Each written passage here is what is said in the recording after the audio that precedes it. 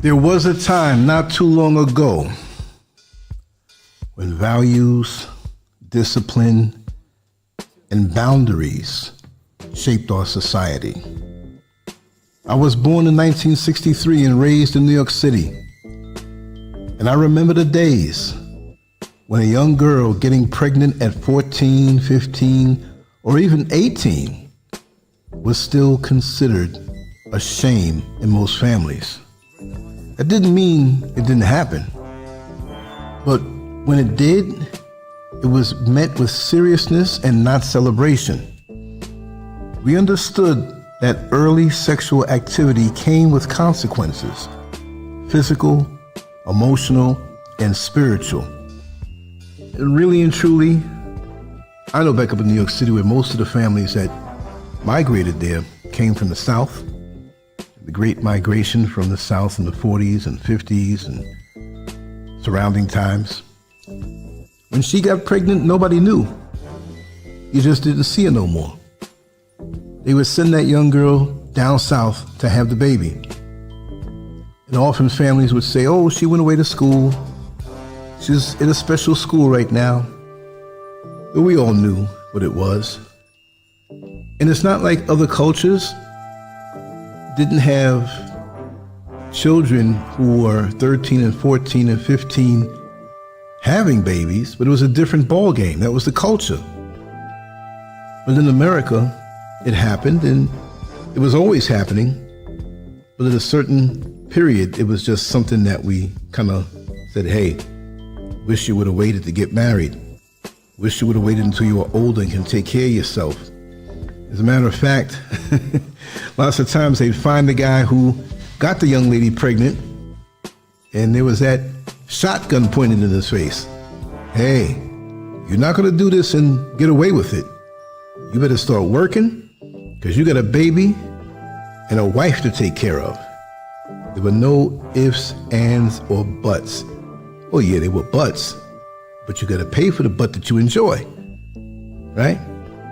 In the present day, however, we are no longer dealing with that same moral compass. We've opened up the Pandora's box. And unlike in the past, nobody seems in a hurry to close it. They're having too much fun. What was once considered shameful or private is now being glorified. Trust and believe.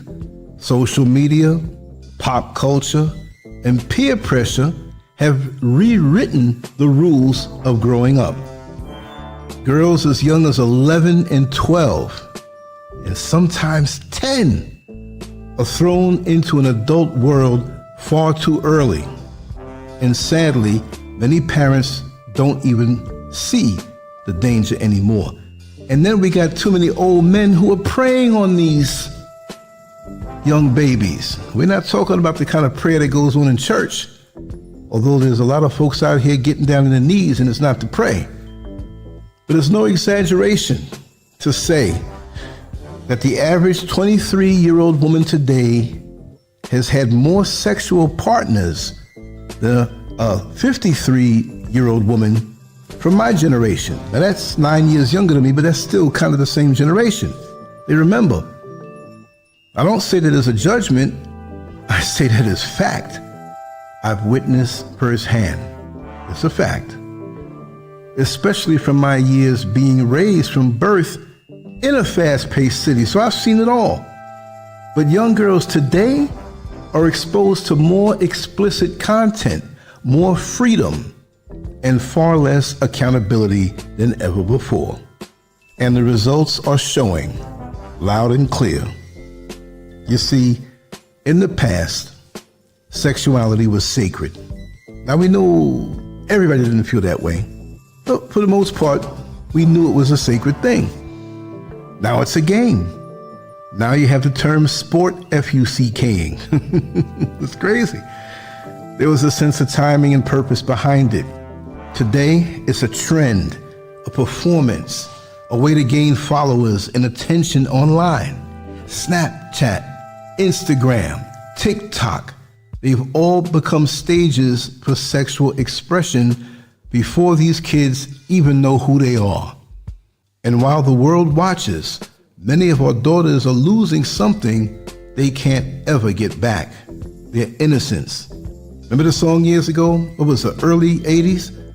So give me, yes, give me. So give me what you can't get back. Yeah, there's a song about that. But they said it in a way that wasn't so obvious. Now they're going to say the word and call out a woman's body parts and starts with the letter P. It's crazy. And it doesn't make anybody flinch. But my expressions here isn't about blaming young women. I'm not blaming them. It's about examining the culture that pushed them here. It's about asking the hard questions and giving honest answers. And it's about warning young people and their parents that the freedom they're celebrating comes at a devastating price. Trust and believe, right? It does. They don't know. There is no more childhood. There is no more gradual romance and the attraction between male and female. It's weaponized because this is the era of digital permission. In the present so-called culture, because these days it's not a culture, the rules of the past seem like relics. What used to be considered reckless behavior is now normalized, even encouraged. The idea of sexual liberation has replaced the concepts of restraint, self-respect, and modesty. Social media has allowed the most private parts of ourselves to become public entertainment, or as I like to say, pubic entertainment, because that's what it is. There's nothing left to the imagination. Young girls today are not just influenced by their peers, but by complete strangers who shape their understanding of self-worth. Likes, follows, and comments now act as forms of validation, and many are told they are empowered when they show more skin, act provocatively, or even send explicit pictures. But this isn't power, it's exposure. And exposure without boundaries is very, very dangerous. Let's check this out. Snapchat, in particular, gave young girls a false sense of control. Why is that? The idea that images would disappear encouraged risky behavior even more so. But these digital footprints don't truly disappear. Many girls, still in middle school, begin sending nudes and engaging in conversations far beyond their maturity level. What began as a curiosity often spiraled into a pattern of sexual behavior at a young age. But there's a cost of early sexualization. What no one tells these young girls is that there is a heavy emotional and spiritual cost. Promiscuity may seem harmless at first, but the truth is, every physical connection leaves an invisible mark. We call them soul ties, deep emotional bonds that don't break just because the relationship ends. When a woman is intimate with a man, especially over and over with different partners, she collects energy, memories, and emotional weight that can affect her for years. And while men may experience this to some degree, women, being receivers, nurturers, and life givers, are affected more deeply. Their bodies remember, their hearts remember, and their spirits remember. In older generations, even if a young woman did make a mistake, there was usually a clear voice, whether from parents, church, or community, to guide her back. But today, these voices are often silent. The message now is, do what makes you happy, even if it leads to long-term pain. And for too many young women, that pain is delayed, but not denied. We've reached a place where even the most graphic behavior is seen as normal.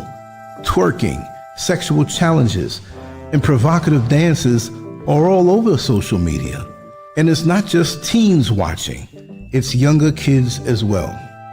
These platforms have lowered the age of sexual exposure so much that childhood seems like a mist now.